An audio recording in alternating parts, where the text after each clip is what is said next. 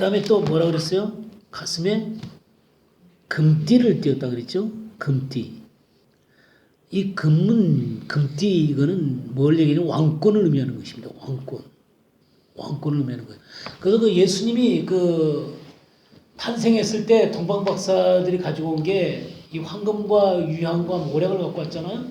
이 황금은 바로 왕권을 상징하는 거예요. 왕대심을 나타내는 거고, 유향은 순결한 삶을 얘기하는 거고, 모략은 죽음을 얘기하는 거예요. 그래서 이 금띠가 쫙 이렇게 있는 것은 그분이 왕이시다라는 것을 표현해 주는 것입니다. 여기 요한계시록 1장 5절에도 보게 되면 또 충성된 증인으로 죽은 자들 가운데서 먼저 나시고 땅의 임금들의 머리가 되셨다 그랬잖아요. 땅의 임금들의 머리. 만왕의 왕이 되셨단 말이죠. 그 다음에 또 어떤 게 나와요?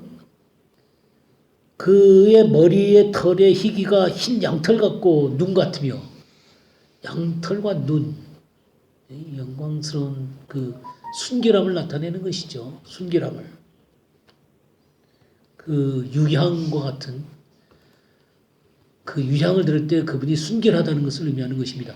그 주님이 그런 말씀하시잖아요. 사람들 앞에 누가 나를 죄로 책잡겠느냐? 누가 나를 죄로 책잡겠느냐? 그렇게 주님이 도전하시잖아요. 그죠? 그래서 이 주님을 심판하는 빌라도가 3번씩이나 이게 손을 씻으면서 뭐라 그랬어요? 나는 그에게서 죄를 찾지 못했다. 나는 그에게서 죄를 찾지 못했다. 나는 그에게서 죄를 찾지 못했다. 그래 놓고 십자가에다가 달게 하는 게 완전히 정치적인 목적이죠. 죄도 없는 사람을 죽음에 몰아넣는 것은 정치적인 이유죠. 눈은 불꽃 같다.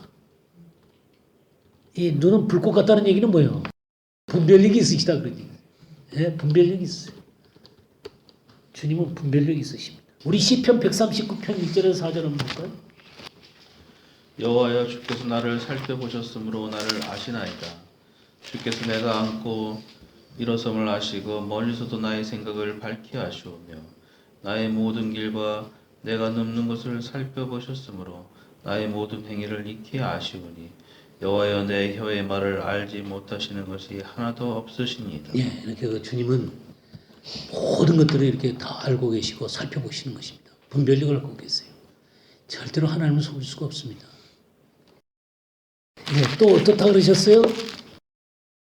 그의 발은 풋물불에 단련한 빛난 주석 같고, 빛난 주석 같은 발, 견고한 발이죠. 견고한 발. 이 주석이라고 하는 것은 심판을 상징합니다. 그 심판하는 발이세요. 그리고 이 견고하고 온전한 발을 의미하기도 해요.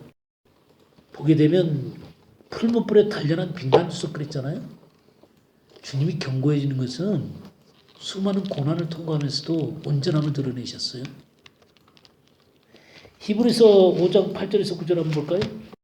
그가 아들이시라도 받으신 고난으로 순종함을 배워서 온전하게 되었은즉 자기를 순종하는 모든 자에게 영원한 근원이 되시고. 예, 주님이 많은 고난을 당하셨어요.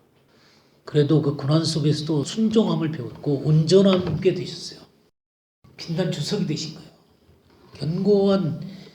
견고하고 빛나는 그런 모습으로 서 계셨어요. 그래서 심판하실 수가 있는 것입니다. 그래서 합당하지 않는 것을 밟아버릴 수가 있는 거예요. 그리고 또 합당하지 않는 것들을 밟아버리시지만 시험 당하고 어려움을 당하는 하나님의 백성들을 또 위로하시고 구원하실 수 있는 거예요. 2장 한번 볼까요? 2장 18절. 자기가 시험을 받아 고난을 당하셨은즉 시험 받는 자들을 능히 도우시느니라. 예. 시험 받는 자들을 능히 도우신다 그랬죠. 그래서 이 풀불에 단련한 그 빛난 주석 같은 발. 그냥 주님은 다 시험을 통과하셔서 시험 받는 우리를 능히 도우셔서 견고하게 세우실 수 있으십니다. 견고하게 서 계시고 싶으시죠? 예? 시스템이 예? 딱 그 주님이 승리한 그 자리에 서는 거예요. 거기에 설 수 있도록 주님이 도우실 수 있으십니다. 또 어떤 분이시라 그러셨어요? 그 오른손에 7별이 있고 그랬죠? 7별. 하나님의 사자들을 돕습니다. 7교회의 메신저들을 붙잡고 있는 것이죠. 그 교회를 붙들고 이끌어 가시는 거예요. 마태복음 28장 19절 20절이 그런 거죠. 그러므로 너희는 가서 모든 족속으로 제자를 삼아 아버지와 아들과 성령의 이름으로 세례를 주고 내가 너에게 분부한 모든 것을 가르쳐 지키게 하라. 주의 사자들이 그런 것을 하잖아요. 그런데 세상 끝날까지 내가 너희와 항상 함께 있으라 그랬죠. 이 7배를 붙잡고 계시는 분이십니다. 그리고 그 주님이 그 입에서 좌우에 날선검이 나오고, 좌우에 날선검이 나온다는 얘기는 뭐예요? 하나님 말씀이 좌우에 날선검이죠. 그 입에서 하나님의 말씀이 나옵니다. 하나님의 말씀. 에베소 6장 17절은 뭐예요? 성령의 검, 곧 하나님의 말씀을 가지라 그랬죠. 예, 성령의 검이 나오는 거예요.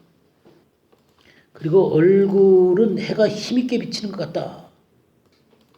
얼굴이 해가 힘있게 비치는 것 같다. 영광스러운 분이시죠. 태양이십니다. 태양처럼 밝게 빛나시는 분이죠. 시편 19편 5절에서 6절 한번 볼까요? 해는 그의 신방에서 나오는 신랑과 같고 그의 길을 달리는 기뻐하는 장사 같아서 하늘 이 끝에서 나와서 하늘 저 끝까지 운행하며 그의 열기에서 피할 자가 없도다. 그 영광 앞에서 피할 자가 없습니다. 해가 힘있게 비치는 그 주님의 얼굴빛 가운데서 피할 자가 없어요. 온 세계를 비춰주시는 것입니다. 우리 주님 멋있으시죠? 그러니까 이런 영광스러운 그 주님의 모습을 우리가 보게 되죠. 이 영광스러운 주님의 모습을 딱 봤을 때 요한이 어떻게 됐어요? 11절에 내가 볼 때에 그의 발 앞에 엎드려서 죽은 자 같이 되매 그랬죠? 엎드려서 죽은 자 같이 됐어요. 왜 죽은 자 같이 됐죠? 하나님과 같습니다. 예, 그렇죠. 죽지 않은 게 다행이죠. 예, 죽은 것 같이 됐죠. 우리 다니엘서 10장 8절 한번 볼까요? 그러므로 나만 홀로 있어서 이 큰 환상을 볼 때 내 몸에 힘이 빠졌고 나의 아름다운 빛이 변하여 썩은 듯 하였고 나의 힘이 다 없어졌으나. 예, 그랬죠. 내 몸에 힘이 다 빠져버렸어요. 아름다운 빛이 변하여 썩은 듯 했다. 그러니까 인간이 아름답다고 생각하는 게 하나님의 영광 앞에 비춰지면 어떻게 보여요? 썩은 것처럼 보인단 말이에요. 썩은 것. 냄새나는 썩은 것이 되는 것입니다. 그러니까 인간이 지 아무리 아름답고 놀라운 것이다라고 얘기해도 하나님의 영광 앞에 비춰보게 되면 어떻게 보여요? 썩은 것처럼 보여요. 썩은 것. 비교할 수가 없는 것이죠. 이 첫째 하늘과 첫째 땅에 있는 아무리 아름다운 것도 새하늘과 새 땅의 영광스러운 주님의 얼굴 앞에서는 썩은 것 같이 보인다 그 말이에요. 그러니까 이런 본질들을 잘 아는 게 굉장히 중요해요. 그래야 이 세상에 집착하지 않고 사는 거예요. 우리는 그냥 그랬다가도 조금 지나면 또 그냥 이 세상 것에 그냥 그 단맛에 끌려갖고는 그 아름다움에 홀려갖고는 그냥 시간과 우리의 모든 것을 낭비하고 있다 그 말이에요. 그 본질을 보는 눈이 너무 짧아요. 너무 가볍고. 사도행전 9장 4절 한번 볼까요? 땅에 엎드러져 들음에 소리가 있어 이르시되 사울아 사울아 네가 어찌하여 나를 박해하느냐 하시거늘. 예, 땅에 엎드려서 눈이 벌어버렸어요. 바울은 너무 그 영광스러운 빛 앞에 눈이 멀어버렸습니다. 그 땅에 엎드려질 수밖에 없어요. 누가복음 5장 8절 보겠습니다. 8절. 시몬 베드로가 이를 보고 예수의 무릎 아래에 엎드려 이르되 주여 나를 떠나소서 나는 죄인이로소이다 하니. 예. 그러니까 다 엎드려져 버리는 것이죠. 그리고 그 영광스러운 의 앞에 이 벌거벗은 죄인의 모습을 보게 된 것이죠. 그 배에서 주님 보고 떠나라고 어디로 떠나요? 그 물 그냥 정신이 없는 거죠 지금. 우리는 이렇게 주님 앞에 이렇게 무너지는 경험을 해야 됩니다. 무너지는 경험을 해야 돼요. 엎드려지는 경험을 해야 되는 것입니다. 이 세상 것에서 어두워진 이 맹인 같은 자가 돼야 되는 거예요. 그래야 의의 빛을 보게 되는 것이죠. 자, 그러면서 우리 주님이 이렇게 엎드려 죽은 자가 돼서 그가 오른손을 내게 얹고 이르시되 두려워하지 마라. 나는 처음이요 마지막이니. 예, 두려워하지 마라. 예, 주님은 우리를 일으키시는 것이죠. 살아나게 하십니다. 살아나게 하세요. 두려워 말라. 내가 너와 함께 함이니라. 놀라지 말라. 나는 내 하나님이 됩니다. 내가 너를 굳세게 하리라. 참으로 너를 도와주리라. 참으로 나의 의로운 오른손으로 너를 붙들리라 하면서 주님이 일으키시는 이 경험을 해야 되는 것입니다. 주님이 일으키시는 경험. 주님이 일으키시는 경험들을 해보셨어요? 해보셨죠? 네, 해보셨죠? 그래서 이 해보신 손이 나를 계속 붙들고 있으셔야 돼요. 이게 보니까 나는 처음이요 마지막이다. 그랬죠? 처음이요 마지막이다. 처음이요 마지막이다. 그러니까 시작하시는 분이시고 완성하시는 분이세요. 완성자세요. 이거를 보는 게 굉장히 중요해요. 주님은 시작하셨을 뿐만 아니라 완성하시는 분이세요. 그러니까 하나님이 우리나라에 대해서도 시작을 하셨고 마치셔야 되겠죠. 완성하시는 분이세요. 이스라엘을 세우시고 그 이스라엘을 통해서 완전한 하나님의 나라를 세우신 것처럼 제가 나중에 더 얘기하겠습니다만은 하나님이 지금 시대는 어떤 시대냐면 원유면의 시대예요. 예루살렘 시대라고요. 예루살렘 시대라고 하는 것은 예루살렘이 이스라엘 품 안으로 들어오고 이스라엘 수도로 선포되어져서 마지막 때가 시작된 거예요. 주님이 이스라엘을 세우시고 원유면의 그 중심 가운데서 하나님이 새로운 역사의 시작을 지금 하고 계시는 거예요. 그때 이 대한민국이 그 일 가운데 이스라엘과 함께 그 일을 감당하게 될 거예요. 저는 그래서 이 대한민국의 운명을 전 믿습니다. 그 일을 위해서 세우신 것 같아요. 그러니까 주님은 이렇게 근원자일 뿐만 아니라 완성자세요. 나라는 사람 가운데서 시작을 하셨으면 나를 통해서 완성하시는 거예요. 여러분에 대한 계획을 가지시고 이 하나님의 말씀을 공부한다고 저는 믿어요. 그냥 하나님한테 많이 물으세요. 하나님이 이 공부를 통해서 저를 어떻게 하시려고 이렇게 말씀을 공부시킨 거예요. 그리고 여기에 그 하나님이 어떤 분이세요? 살아있는 자라고 그래요. 살아있는 자. 아까 새롭고 살 길, 우리나라 번역이 이게 이상하게 번역을 해놨어요. 살아있는 길이에요. 새롭고 살아있는 길. 이게 맞는 거예요. 옛날 번역이 차라리 나요. 새롭고 산 길. 그놈이 살 길로 바꿔놨어. 살아있는 길. 새롭고 살아있는 길. 살아있는 분이세요. 살아있는 분. 영원한 생명을 가지신 분이시죠. 요한일서 5장 20절 한번 보겠어요. 또 아는 것은 하나님의 아들이 이르러 우리에게 지각을 주사 우리로 참된 자를 알게 하신 것과 또한 우리가 참된 자 곧 그 아들 예수 그리스도 안에 있는 것이니 그는 참 하나님이시요 영생이시라. 그는 참 하나님이시오 뭐요? 영생. 영원한 생명이시죠. 영원한 생명이세요. 주님이 그 사두개인들이 와가지고는 주님을 시험하려고 첫째가 그 부인을 취했는데 7 형제가 있는데 그 잘 죽었단 말이에요. 그러면 둘째가 이제 형을 대신해서 그 부인을 취하게 되는 거잖아요. 그 7이 다 그렇게 했는데 참 형제들의 목숨이 짧은 건지 그 부인의 목숨이 긴 건지 모르겠지만 하여튼 그러면 마지막 때 누구의 아내가 되는 겁니까? 그러니까 야 니네들이 성경도 하나님의 능력도 오해했다. 하나님은 죽은 자의 하나님이 아니라 산 자의 하나님이다 라고 얘기합니다. 죽은 자의 하나님이 아니지. 그런 것도 믿지 않는 니네 같은 자들의 하나님이 아니다라는 거예요. 살아있는 아브라함의 하나님, 이삭의 하나님, 야곱의 하나님이라는 말씀을 읽지 못했냐? 그러니까 아브라함과 이삭과 야곱이 살아있는 자들이라는 것이죠. 생명을 가지고 있는 자들이라는 것이죠. 그러니까 주님은 살아있는 분이기 때문에 생명을 가진 자들과 함께 있는 거예요. 살아있는 분이세요. 근데 많은 경우에 신앙생활을 이 살아있는 하나님과 하는 게 아니라 죽은 하나님과 같이 신앙생활하는 사람들이 있어요. 자신의 능력으로만 신앙생활을 해요. 신앙생활은 자기의 능력으로 하는 게 아닙니다. 하나님을 기쁘시려고 해드리는 건데 하나님을 기쁘시게 하는 게 내 힘으로 기쁘시게 하는 게 아니에요. 내 힘으로 기쁘게 하는 거 그거 하나님 안 받으세요. 살아있는 하나님의 생명과 더불어 하나님을 기쁘시게 하는 것들을 받으세요.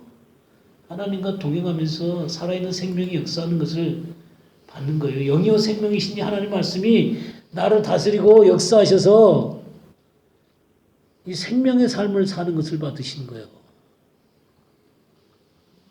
그거 믿으세요?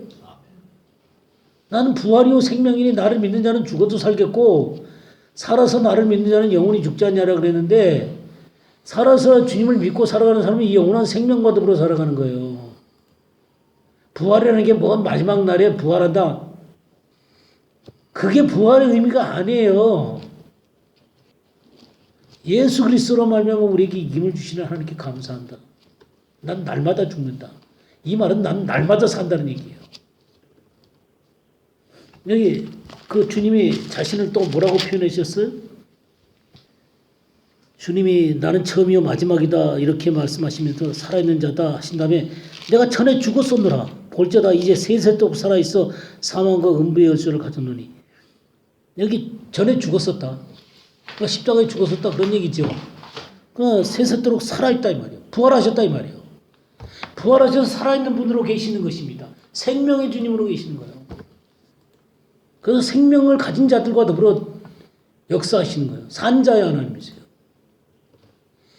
그러니까 생명을 갖고 주님 앞에 신앙생활 하는 것과 종교생활 하는 것과는 완전히 다른 거예요. 교회 다녀서 예배드리고 헌금하고 그냥 죽은 종교생활 아니 그런 게 나쁘다는 게 아니라 그런 게 신앙생활인 줄 알아요. 신앙생활이라는 것은요. 이 부활하신 주님과 동행하면서 실제적인 삶 속에서 주님의 부활의 능력으로 살아가는 사람을 얘기하는 거예요.